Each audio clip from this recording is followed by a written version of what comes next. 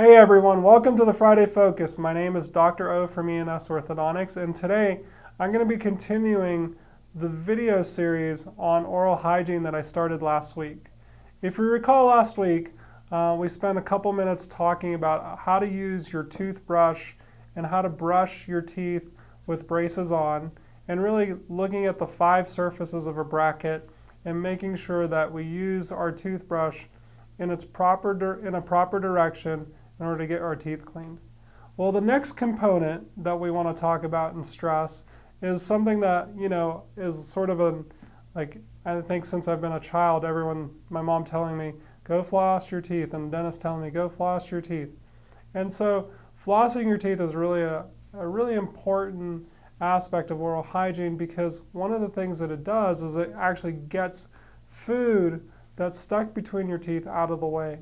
And the idea behind flossing, which I think a lot of people don't connect with, is that really the act of flossing really is a mechanism of just disrupting the bacteria that's in the mouth, and especially the bacteria that's in between the teeth.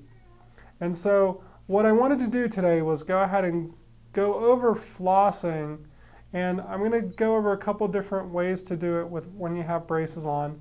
And so hopefully this will give you a little bit more like a tool set to go forward, and hopefully we'll be able to maintain better oral hygiene with our braces on as we finish and go through orthodontic treatment. Okay, so what I'm going to do is demonstrate how to floss. And when we floss, one of the things that parents or people tell us is it's difficult to floss with braces on, and it really does take a little bit of more time. It's not that it's hard, but it's just a little bit more time consuming. And so one of the things that we want to do is just kind of show you what proper flossing technique is. And so the first thing I'm going to do is I'm just going to use a piece of dental floss like this without anything. And I want to show you this concept.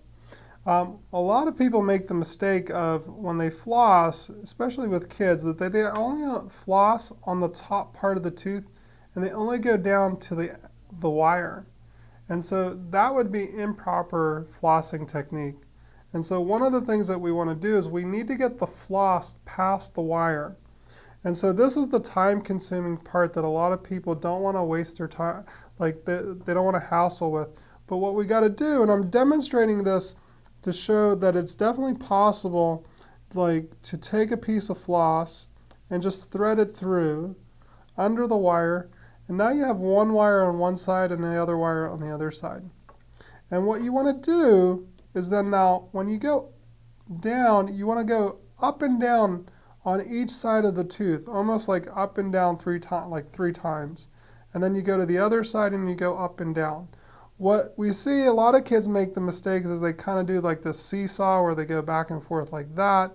And that's not really what you want to do. Is you really want to go down as far as you can and then back up, down, go to the other side and back down. And then pull it through. And then this is like I said, it takes a little bit more. It takes probably 5 to 10 minutes to do this, but then you got to go down in between the next set of teeth. And I get it. This is a model. And so with a model, it's a little bit easier, you're going to say. And I get it, but what we want to do is go down in between each teeth, up and down, and that'll disrupt the plaque from forming inside between the teeth. So this is just regular dental floss. The next type is we use floss, but we use what we call a floss threader.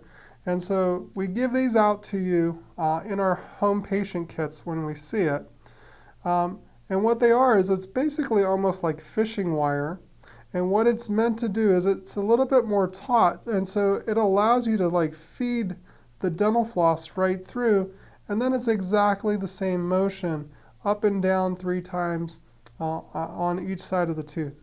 And then you pull it out, and then you do it again. And this tends to be a little faster for people because, again, this part of the wire, it's almost like fishing wire. It's a little bit more stiff. And so that would be the second component. So you can get these floss threaders in our office, but you can also get these floss threaders at the pharmacy or at the supermarket. But they tend to make flossing a little bit easier. And again, what we're trying to do is just get people to floss. The next component, which is a little bit different, is this. It's what we call this air flosser. And an air flosser, what it is it's almost like a piston-like device that sprays out water and air pressure. And what we want to do is we want to aim it between the teeth and then splash.